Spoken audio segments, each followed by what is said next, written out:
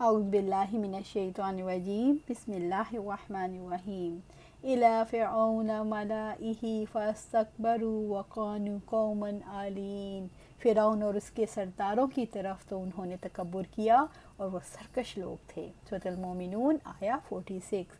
الی فرعون وملائہ، فرعون اور اس کے سرداروں کی طرف رب العزت نے فرعون اور اس کے سرداروں کی طرف اپنے پیغمبروں کو بھیجا۔ اس کا تذکرہ ہمیں سورۃ النازعات میں ملتا ہے۔ اللہ سبحانہ تعالیٰ فرماتے ہیں فرعون کے پاس جاؤ، یقیناً وہ سرکش ہو گیا ہے، بس کہہ دو کہ کیا تیرے لیے کوئی رغبت ہے کہ تم پاکیزگی اختیار کرو اور میں تمہارے رب کی طرف سے تمہاری رہنمائی کروں کہ تم ڈرنے لگ جاؤ۔ سورۃ نازعات آیا 17 سے 19۔ فاستکبروا، تو انہوں نے تکبر کیا، فرعون اور اس کے سرداروں نے حق کی پیروی کرنے میں شرم محسوس کی، کیونکہ وہ غرور اور تکبر کرنے والے تھے، اس لیے وہ اللہ تعالیٰ پر ایمان نہ لا سکے۔ وَقَانُوا قَوْمًا عَالِينَ، اور سرکش لوگ تھے، وہ تکبر کو بری بات نہیں سمجھتے تھے، کیونکہ وہ غالب تھے اور زمین میں فساد پھیلانے کے لیے ہر کوشش جاری رکھتے تھے۔ انہوں نے اللہ تعالیٰ پر ایمان لانے کے مقابلے میں تکبر کیا، اپنے مال اور اقتدار کی وجہ سے خود کو بڑا سمجھا اور آخرت کے انکار کی وجہ سے انہیں ایمان لانے کی ضرورت ہی محسوس نہ ہوئی۔ وَقَالُوا أَنُؤْمِنُ لِبَشَرَيْنِ مِثْلِنَا وَقَوْمُهُمَا لَنَا عَابِدُونَ، چنانچہ انہوں نے کہا کیا ہم اپنے ہی جیسے دو آدمیوں پر ایمان لے آئیں، حالانکہ ان دونوں کی قوم ہماری غلام ہے۔ سورۃ المومنون آیا 47۔ فَقَالُوا أَنُؤْمِنُ لِبَشَرَيْنِ مِثْلِنَا، چنانچہ انہوں نے کہا کہ ہم اپنے ہی جیسے دو آدمیوں پر ایمان لے آئیں۔ انہوں نے تکبر اور غرور سے لوگوں کو دھوکہ دینے کے لیے دلیل دی، حتیٰ کہ یہ دونوں ہم جیسے ہی انسان ہیں۔ مثلنا وقومہما لنا عابدون، حالانکہ ان دونوں کی قوم ہماری غلام ہے، یعنی بنی اسرائیل جو ان کی قوم ہے وہ تو ہماری غلام ہے، ہماری فرما بردار اور مطیع ہے۔ اور اس مقصد کے لیے انہوں نے بنی اسرائیل کو سزائیں بھی دیں، جیسا کہ رب العزت نے فرمایا اور اس وقت کو یاد کرو جب ہم نے تمہیں آل فرعون سے نجات دی، وہ تمہیں برے عذاب میں مبتلا کرتے تھے، وہ تمہارے بیٹوں کو بری طرح ذبح کرتے تھے اور تمہاری عورتوں کو زندہ رہنے دیتے تھے، اور تمہارے لیے اس میں تمہارے رب کی طرف سے بہت بڑی آزمائش تھی۔ سورۃ بقرہ آیا 49۔ ہم اونچے طبقے کے لوگ ہیں اور یہ پسے ہوئے طبقے کے لوگ، ہم کیسے ان کو اور ان کی دعوت کو مان لیں؟ ہم ان کے سردار ہیں، ان کے تابع کیسے ہو جائیں؟ جیسا کہ نوح علیہ السلام کی قوم نے کہا، انہوں نے کہا کیا ہم تجھے مان لیں حالانکہ تیرے پیچھے وہ لوگ چلے ہیں جو سب سے ذلیل ہیں۔ سورۃ الشعراء آیا 111۔ اسی طرح سورۃ ہود میں اللہ سبحانہ تعالیٰ فرماتے ہیں تو اس کی قوم میں سے سرداروں نے کہا جنہوں نے کفر کیا، ہم تمہیں اپنے جیسا انسان ہی دیکھتے ہیں اور ہم نہیں دیکھتے کہ سطحی رائے رکھنے والے ہمارے کم ترین افراد کے علاوہ کسی نے بھی تیری پیروی کی ہو، اور ہم نہیں دیکھتے کہ اپنے آپ پر تمہیں کوئی برتری بلکہ ہم تمہیں جھوٹا ہی سمجھتے ہیں۔ سورۃ ہود آیا 27۔ فَكَذَّبُوهُمَا فَكَانُوا مِنَ الْمُهْلَكِينَ، تو انہوں نے دونوں کو جھٹلا دیا، چنانچہ وہ ہلاک ہونے والوں میں سے ہو گئے۔ سورۃ المومنون آیا 48۔ فَكَذَّبُوهُمَا فَكَانُوا مِنَ الْمُهْلَكِينَ، تو انہوں نے دونوں کو جھٹلا دیا، یعنی موسیٰ علیہ السلام اور ہارون علیہ السلام کو، وہ ہلاک ہونے والوں میں سے ہو گئے۔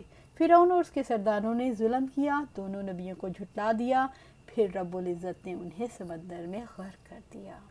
وَلَقَدْ آتَيْنَا مُوسَى الْكِتَابَ لَعَلَّهُمْ يَهْتَدُونَ، اور بلا شبہ یقیناً موسیٰ کو ہم نے کتاب عطا کی تاکہ وہ ہدایت پائیں۔ سورۃ المومنون آیا 49۔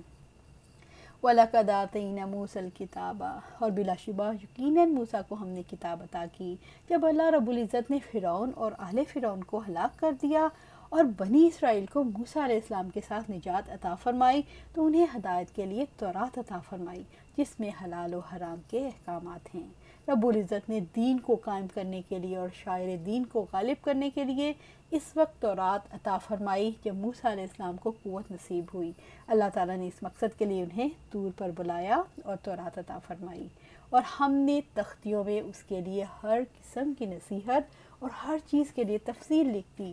سو ان کو قوت سے پکڑو اور اپنی قوم کو بھی حکم دو کہ ان کی اچھی باتیں پکڑ رکھیں، جلد ہی میں تجھے نافرمانوں کے گھر دکھاؤں گا۔ سورۃ الاعراف آیا 145۔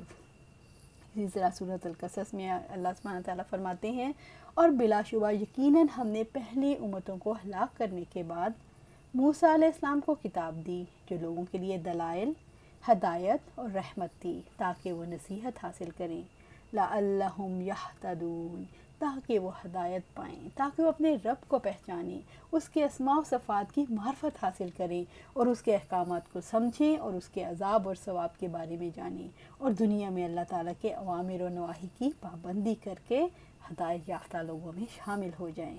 اس آیت سے دو باتیں معلوم ہوئیں، ایک یہ کہ موسیٰ علیہ السلام کو کتاب تورات فرعون اور اس کے سرداروں کی غرقابی کے بعد دی تھی، دوسرا یہ کہ احکام موسیٰ علیہ السلام کو تورات نازل ہونے سے پہلے دیے گئے، وہ بھی موسیٰ علیہ السلام اور ایمان لانے والوں کے لیے اس طرح قابل اتباع تھی جس طرح تورات کے احکام۔ اس سے نتیجہ یہ نکلتا ہے کہ نبی پر اللہ کی کتاب سے علاوہ اللہ کی طرف سے اور بھی کچھ نازل ہو سکتا ہے، اور اس کی اتباع بھی اسی طرح واجب ہے جس طرح کتاب اللہ کی، اور اس میں ان لوگوں کا پورا رد موجود ہے جو کہتے ہیں کہ ہمارے لیے اللہ کی کتاب ہی کافی ہے۔ وَجَعَلْنَا ابْنَ مَرْيَمَ وَأُمُّهُ آیَاتًا وَآوَيْنَاهُمَا إِلَىٰ رَبْوَةٍ ذَاتِ قَرَارٍ وَمَعِينٍ، اور ہم نے ابن مریم اور ان کی ماں کو عظیم نشانی بنا دیا، اور ہم نے ان دونوں کو ایک بلند زمین پر ٹھکانہ دیا جو بہتے پانی والی رہنے کے قابل جگہ تھی۔ سورۃ المومنون آیا 50۔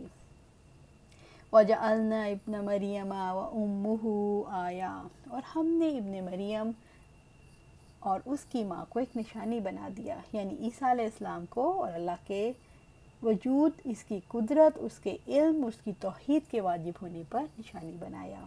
عیسیٰ علیہ السلام اللہ تعالیٰ کی قدرت کی دلیل تھے۔ اللہ تعالیٰ نے بن باپ کے مریم علیہ السلام کے بطن سے انہیں پیدا کیا۔ رب العزت نے فرمایا، اور وہ عورت جس نے اپنی عصمت کی حفاظت کی تھی تو ہم نے اس میں اپنی روح میں سے پھونکا، اور ہم نے اسے اور اس کے بیٹے کو جہانوں کے لیے نشانی بنا دیا۔ سورۃ الانبیاء آیا 91۔ عیسیٰ علیہ السلام کی پیدائش سے اللہ تعالیٰ نے ثابت کیا وہ جو چاہے پیدا کر سکتا ہے۔ وَأَوَيْنَاهُمَا إِلَىٰ رَبْوَةٍ ذَاتِ قَرَارٍ وَمَعِينٍ، اور ہم نے ان دونوں کو بلند زمین پر ٹھکانہ دیا جو بہتے پانی والے رہنے کے قابل جگہ تھی۔ ربوہ سے مراد ایسی زمین ہے جو عام سطح زمین سے قدرے بلند اور اس کی مٹی بھربھری اور ریتلی قسم کی ہو۔ ایسی زمین پانی کو اپنے اندر جذب کر کے خوب پھول جاتی ہے۔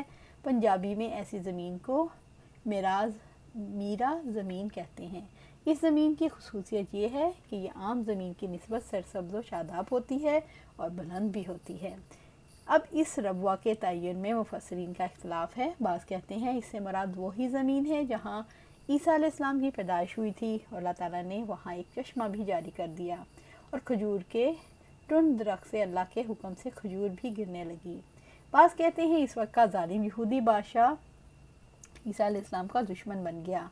مریم علیہ السلام ان کی حفاظت کی خاطر اللہ کے حکم سے مصر کی طرف ہجرت کر گئیں، اور ایک بلند چشمے والی جگہ پر ایک قصبے میں مقیم ہوئی جسے رملہ کہتے ہیں۔ عیسیٰ علیہ السلام وہیں جوان ہوئے، اور جب وہ بادشاہ مر گیا تو مریم علیہ السلام انہیں لے کر وطن واپس آئیں۔ اسرائیلی روایت میں اسی توجیہ کی تصدیق کرتی ہے، اور ربوہ کے ساتھ ذات قرار سے مراد ایسی جگہ ہے جہاں ضروریات زندگی مہیا ہو سکتی ہوں اور انسان کا وہاں قیام کرنے میں کوئی مشکل دقت پیش نہ آئے۔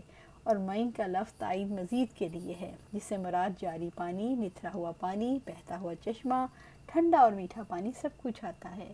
20ویں صدی کے آغاز میں ہندوستان کے ضلع گواردھاسپور میں واقع قصبہ قادیان میں ایک شخص مرزا غلام احمد نے نبوت کا دعویٰ کیا۔ وہ خود تو وہی قادیان میں دفن ہوا، اس کا مدفن بھی وہی بنا۔ 1947 میں پاکستان بنا تو مرزا کی امت وہاں سے پاکستان کے ضلع جھنگ میں منتقل ہوئی۔ اسی طرح ایک بلند زمین اپنے ہیڈ کوارٹر کے لیے منتخب کر لی اور اس کا نام ربوہ رکھا۔ مرزا کے خلیفہ اور اولاد وہیں اقامت پذیر ہیں۔ معین بہتے پانی سے مراد جاری پانی یعنی چشمے کا بہتا ہوا پانی، جیسا کہ اللہ رب العزت فرماتے ہیں، پھر مریم کو فرشتے نے اس کے نیچے سے آواز دی کہ غم نہ کرو، یقیناً تیرے رب نے تیرے نیچے سے ایک چشمہ جاری کر دیا ہے، اور تم کھجور کے تنے کو اپنی طرف ہلاؤ، تمہارے اوپر تازہ پکی ہوئی کھجوریں گرائے گا۔